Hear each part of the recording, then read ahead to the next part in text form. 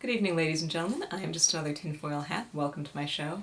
Today we're going to be discussing the bizarre case of the Mad Gasser of Mattoon, also referred to as the Phantom Anesthetist, the Mad Anesthetist, or the Anesthetic Prowler. What's in a name, right? A phantom fume thrower by any other name would smell just as sickeningly sweet and probably cause the same sort of symptoms. So, anyway, here we go. August 31st of 1944, a man named Urban Reef woke up in the small hours of the morning to a bizarre smell, which was so overpowering that he actually got out of bed and vomited. He woke up his wife and explained the situation, thinking that maybe she had left the gas on. She tried to get up and check the pilot light, and found that she was unable to move. Thankfully, the paralysis didn't last long, so she got up, checked the pilot light, everything was in order. Now, this was just the beginning to the sensational affair, which would span the next 2 weeks and affect about 35 people. Now, the next batch of victims would come immediately thereafter on September 1st. Among these accounts is the account of Mrs. Kearney, who shared a bedroom with her 3-year-old daughter and had her sister staying in the living room for the night. Mrs. Kearney's other daughter, who was 2 years old at the time, and her 2-year-old nephew were elsewhere in the home. Mrs. Kearney was awakened in the middle of the night by a sickeningly sweet odor, which she first attributed to flowers outside of the open window. However, it kept getting stronger, and then a weird feeling of paralysis started creeping into Mrs. Kearney's legs and lower back. It was at this point that she screamed. Her sister came into the bedroom asking what the matter was, and immediately noticed this same bizarre odor. So she ran for a next-door neighbor and called the police, who showed up and searched the home to no avail. Now, about an hour and a half later, the sickening odor returned, this time accompanied by a tall, thin prowler, dressed completely in dark clothing with a dark, tight-fitting cap, who was witnessed by Mr. Kearney as he returned home from his job as a taxi driver. He chased the guy, who, perhaps unsurprisingly, escaped. Police were called again, and again they found nothing. Mrs. Kearney's paralysis symptoms vanished in about half an hour, and her daughter, who had been feeling ill ever since inhaling this bizarre odor, was totally fine by the following morning. However, for some days afterward, Mrs. Kearney's mouth, throat, and lips remained parched and burned. The next really dramatic case comes from the 5th of September, when Mr. and Mrs. Cordes arrived home about 10 o'clock in the evening. They were sitting in their living room when they noticed a large white handkerchief leaned up against the screen door to the porch. Mrs. Cordes picked it up, noticed that there was some sort of liquid that had been folded in the center of it, and for whatever crazy reason that possesses people to do things, sniffed it. Immediately, she claimed it was like coming into contact with an electric shock. Paralysis spread through her body and settled in her legs. Meanwhile, her lips swelled, her throat and the roof of her mouth began burning, and she began spitting up blood. Although after 2 hours most of the symptoms were gone, Mrs. Cordes' face and mouth were still both really swollen the next day. Apparently, the substance on the handkerchief was never identified. Also, really weird in this case is the fact that later Mrs. Cordes found, on the sidewalk near their porch, a well-worn skeleton key and a nearly depleted tube of lipstick. Cases continued to climb, with such various descriptions of the odor as cheap perfume, sickly sweet, apparently even someone claimed that it smelled like gardenias. The victims' responses were also very similar. Nausea, vomiting, parched throat and lips, paralysis, and electrical shocks were all reported. And amidst all of this chaos were still sightings of the mysterious prowler, often seen running between houses. In one household, even the phantom prowler visited twice in one night. These apparently separate attacks began with a blue smoke which filled the room, and then later a buzzing noise and a flower-like odor coming from a nearby open window. And as suddenly as the anesthetic prowler showed up, it vanished. Theories on what, if anything, the Mad Gasser of Mattoon may have been abound. Throughout these occurrences, people in Mattoon claimed that it was some sort of prowler who was trying to get into their homes. In the Cordes case, they assumed that this prowler was trying to get in the house by first knocking out the dog.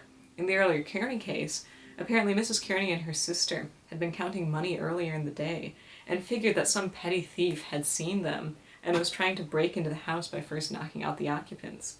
Now, some people maintain that there actually was no such thing as a phantom prowler, that the whole affair from start to finish was simply a case of mass hysteria. And now, in the later days of the 2-week-long anesthetic-fueled rampage, the police were inundated with reports of gas attacks, which they did chalk up to mass hysteria, and there is a good chance that many of these later cases were. However, the truth of the matter is that in reviewing newspapers of the day, specifically the Mattoon Journal Gazette, it appears that there was an admittance that many of these later cases were due to a paranoia of the Mad Gasser, but that the initial cases were not. At the time, the Mattoon police, while saying that it was mass hysteria, also decided that it could have been high levels of carbon tetrachloride from a local plant, which affected none of the workers and was then very selective about which Mattoonians it decided to affect. Now, on the flip side, you do have this looked at in a very serious manner. One article from the day even makes reference to the fact that there were top-of-the-line chemical investigators working in Mattoon for 3 days trying to figure out what sort of anesthetic whoever this maniac was using. And the FBI was also involved in the case, apparently with the main directive of defining the chemical used. And yeah, one option explored in the book The Mad Gasser of Mattoon Dispelling the Hysteria by Scott Maruna is that the mad anesthetist may indeed have been simply a mad anesthetist, a shunned-town genius with his very own backyard laboratory. And this is an interesting concept and one that really does kind of have a lot of evidence to it. Now, while this case is interesting enough, the Mattoon Mad Gasser isn't the only one of its kind. Change the place and the names and the time a little bit, and you have the Botetourt County, Virginia Mad Gasser, who first struck around the Yuletide of 1933. Again, sickening gas, ill people, and a sighting of a shadow running from house to house.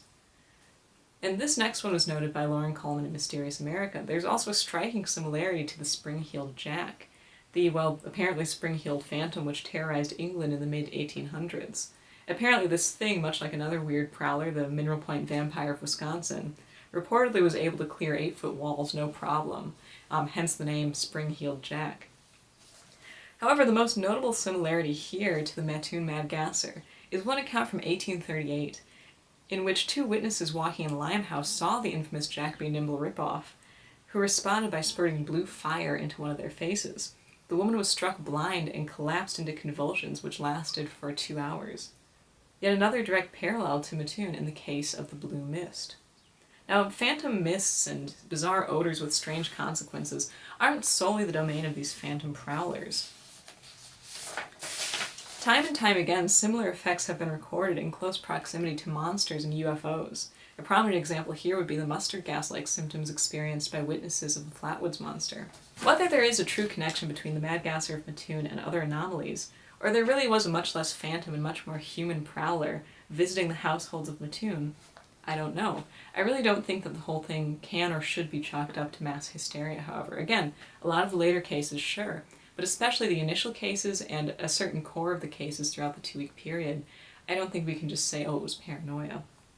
But whatever the anesthetic prowler was or wasn't, there is one thing that it is beyond a shadow of a doubt, and that is a truly bizarre piece of history from Illinois. So if you enjoyed this episode on the Mad Gasser of Mattoon, please like, and if you're new to this field of crop circles, feel free to subscribe to see what weirdness the future may hold. Till then, you can check out my podcast on the Paranormal UK radio network, also called Just Another Tinfoil Hat, new episodes every other Monday, and all past episodes available on Podbean. And if you'd like to keep up with whatever else I'm up to, go ahead and check out my website, which is also called, if you can believe this, justanothertinfoilhat.com. For now, I am Zelia Edgar, signing off.